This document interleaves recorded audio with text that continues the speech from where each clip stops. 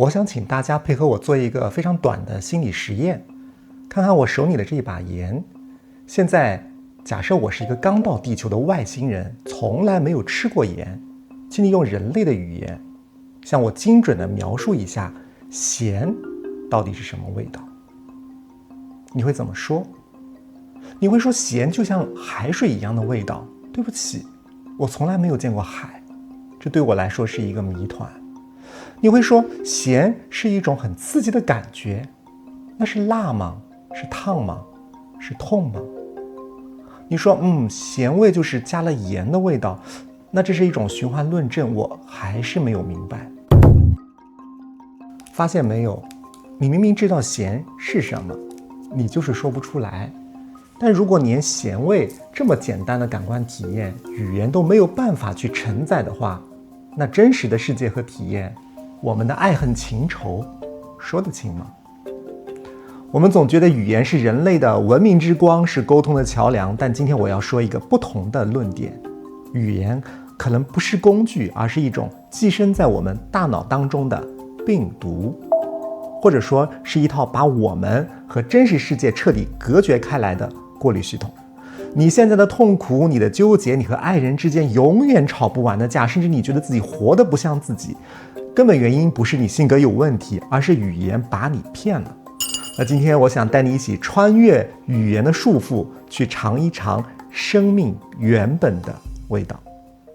那为了证明我不是在讲玄学，我们先来做一个心理学界非常有名的老科学测试，叫做斯特鲁普效应。但是今天我想给你看一个升级版哈。那先请盯着屏幕，哪怕你在听音频，我也建议你现在睁开眼看一眼，看着这张图告诉我你的第一直觉是什么。你的身体可能会觉得压抑、疲惫，甚至有一点缺氧，这是因为你的视觉系统和镜像神经元传给你的真实信号，但是只有不到 0.1 秒的时间，你的大脑语言区立刻识别出了奋斗这个词。这时候你脑子当中那个负责解释的事情就开始工作，它会告诉你这就是奋斗啊，奋斗是正能量，虽然累但是有未来。于是你的真实的感受痛苦和你的语言定义正能量在脑子当中就出现了不一致，这就是认知失调。那这还没完，我们再来看一张，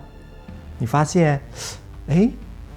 这个是语言病毒当中很可怕的一个地方。原本这个画面是中性的，甚至是美好的，但是一旦单身狗或者输在起跑线这两个词贴上去，你的大脑会强行忽略掉画面的宁静和快乐，直接读取文字传递的焦虑。就有点像你戴了一副有色眼镜，你镜片上刻满了字，你不管看什么，你看到的都是镜片上的弹幕，而不是外面的风景。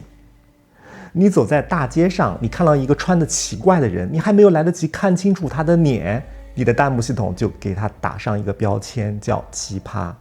你看到同事被老板骂了，你的弹幕系统自动就飘过太惨了或者活该。你坐在家里面发呆，你什么都没有做，你的弹幕系统在刷屏，我太懒了，我在浪费生命，别人都在进步而我在偷懒。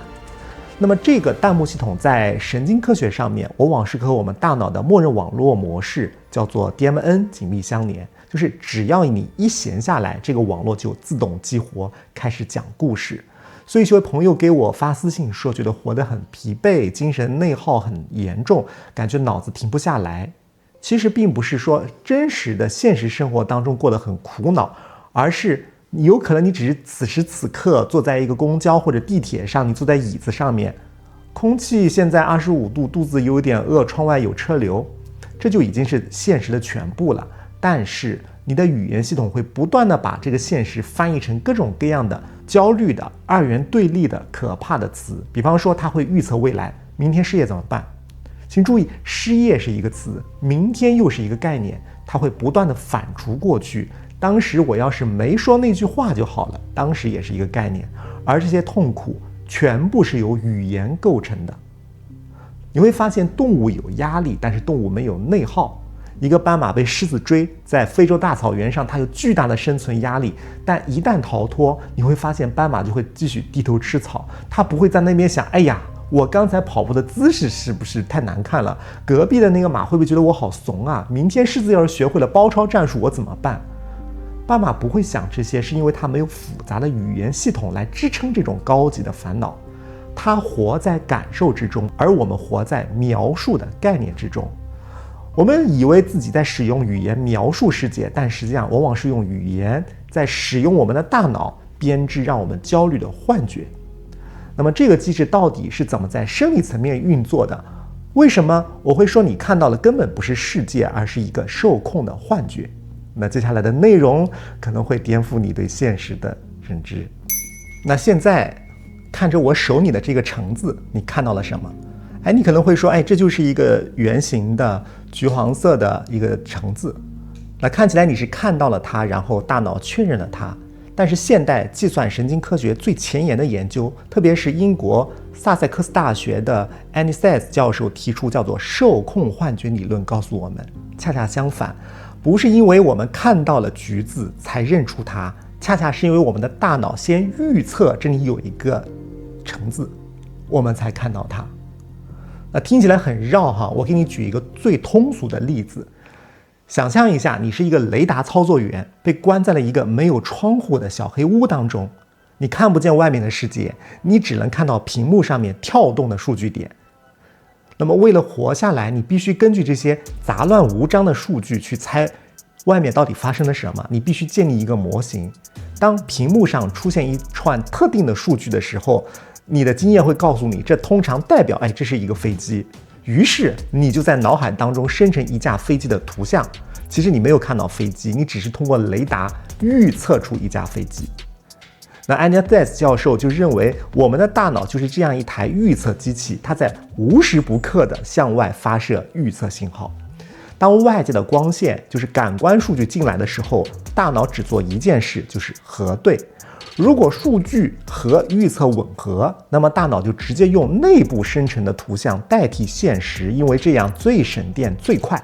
只有当数据和预测严重不符的时候，比方说这个橙子忽然变成了紫色，大脑才会惊醒说，怎么回事，去修正预测。那这意味着什么呢？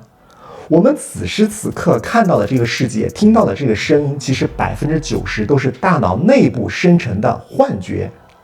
只不过因为大家的幻觉都差不多，所以我们管它叫现实。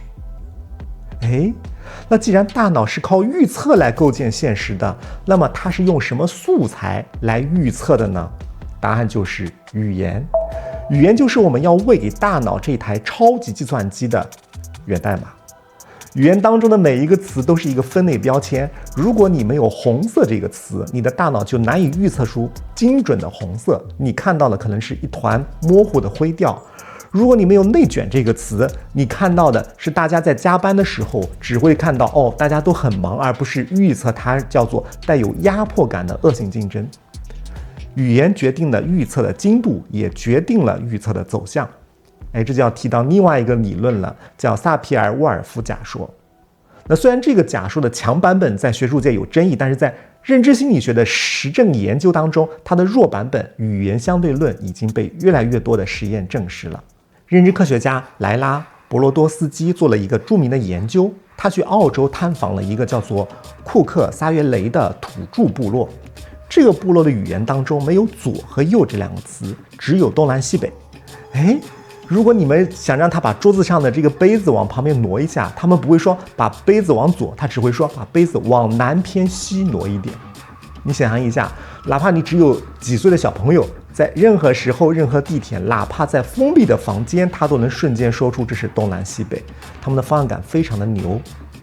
那这背后不是因为他的基因突变，而是因为他的语言强迫他们必须时刻的感知到我在什么方向。如果不知道方向，连打招呼都打不了，因为他们打招呼说的是您往哪边走。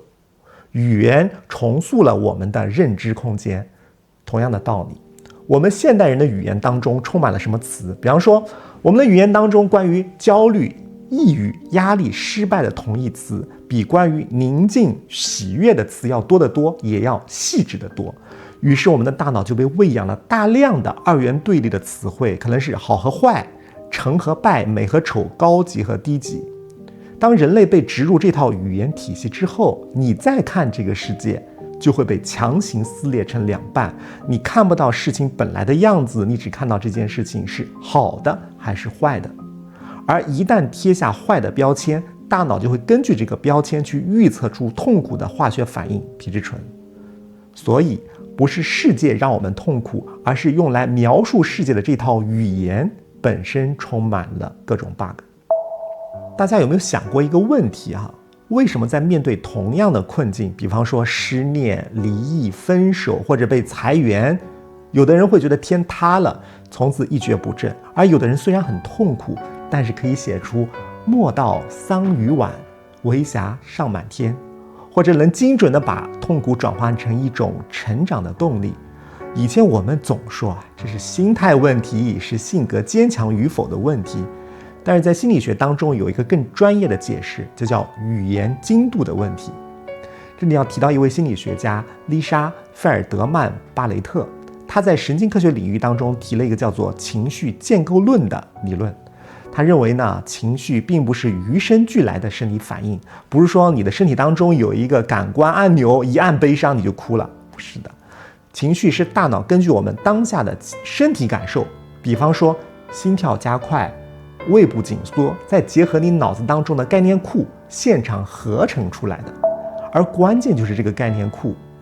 想象一下，如果你的大脑是一个打印机的话，如果你的墨盒只有一种颜色的墨水，黑色代表难过，那不管你遇到的是委屈、失望、遗憾、孤独，你的大脑只会打印出我很痛苦，因为词汇太贫乏，只能构建出简单的情绪。而这种模糊的、笼统的痛苦是杀伤力非常大的，它像一团黑雾一样把整个人吞噬，你都不知道怎么去应对它。但是如果我们的墨盒当中有100种颜色呢？我们的语言系统当中有高清晰度的情绪词汇呢？这在心理学上叫情绪颗粒度。拥有高情绪颗粒度的人，当他感到胃部紧缩，他不会笼统的说我很烦，他会分辨出，我现在感受的不是愤怒，而是一种未被满足的期待，混合了一点点对失控的恐惧感。各位，看见就是疗愈。当你能精准的命名一个一个情绪的时候，你就把情绪从不可控制的黑雾变成了一个可以处理的具体对象。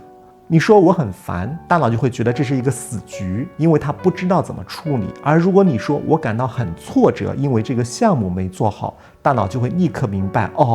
那挫折感是吧？那我们下次就努力调整，或者调整预期。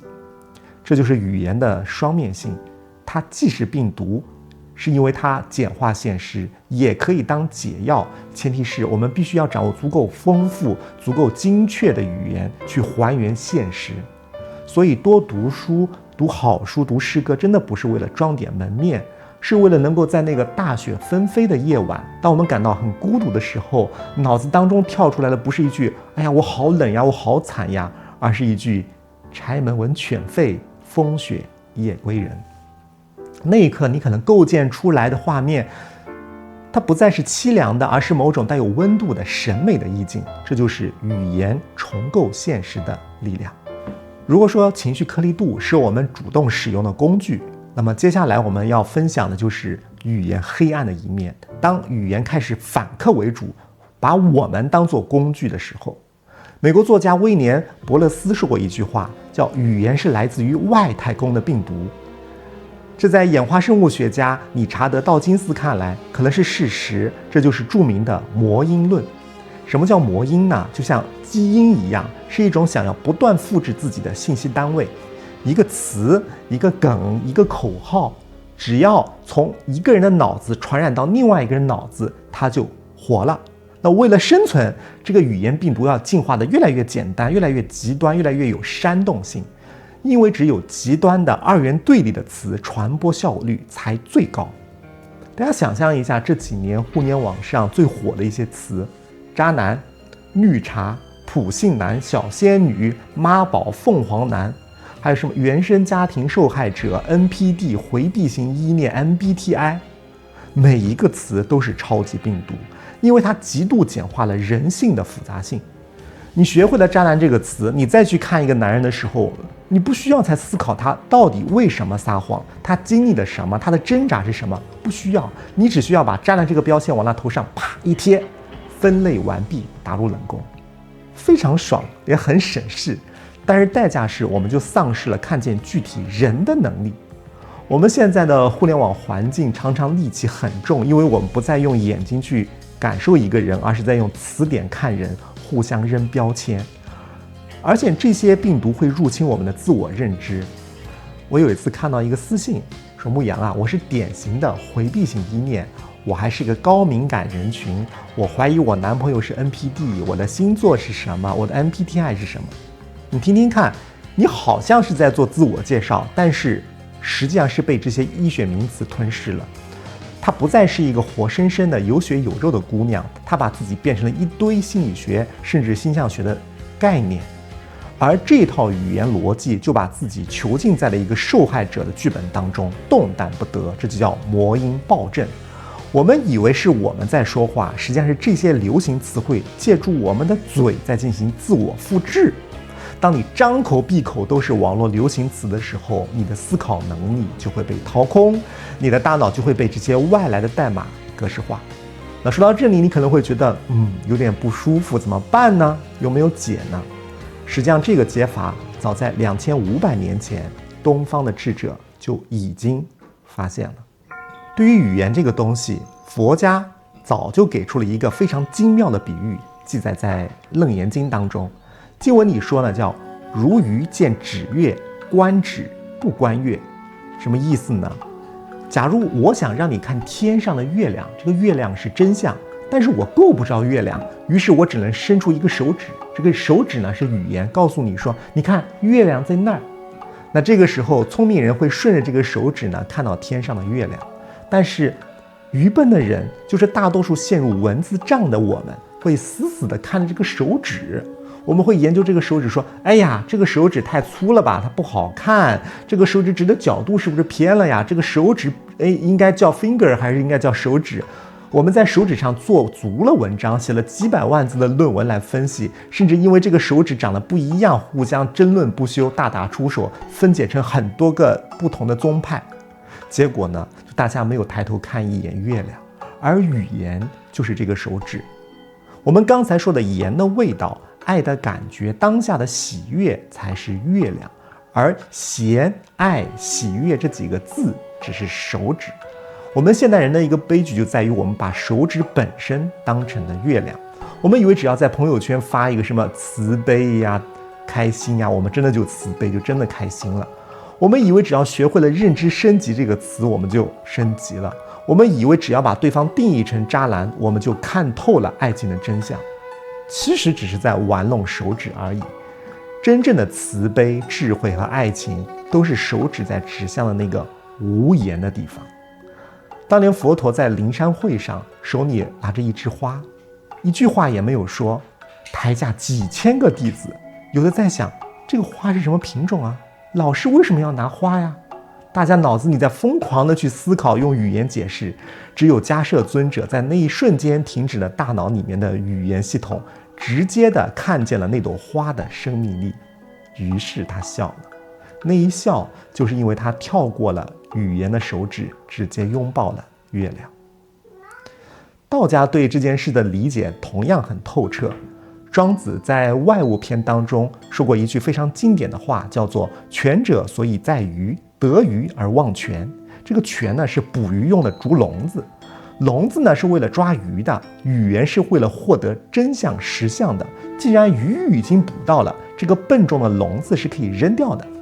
但是我们现在的生活常常背上几百个沉重的鱼笼子，里面却一条鱼都没有。我们背着成功的笼子，在那个概念当中卷生卷死，却忘了成功本身是让我们获得快乐的。如果为了成功而失去快乐，那就是留着笼子而失去了鱼。我们背着孝顺这个笼子和父母互相折磨，却忘了孝顺原本是为了传递爱。如果你觉得活得很沉重，去检视一下你的行囊，有多少东西是名，就是词汇和概念，有多少东西是实，是真实的体验。你会发现，我们这一生甚至有90%的时间都是在为了那个虚幻的名而奔波，却错过了那些鲜活的实。那说到这个地方，我们终于可以聊聊那个很终极的哲学命题了。为什么《道德经》的第一句话叫道可道非常道，名可名非常名。很多人把这句话解释为道是说不清楚的，这么解释就太浅了。这个地方的名不仅仅是名字，它是界定，是切割。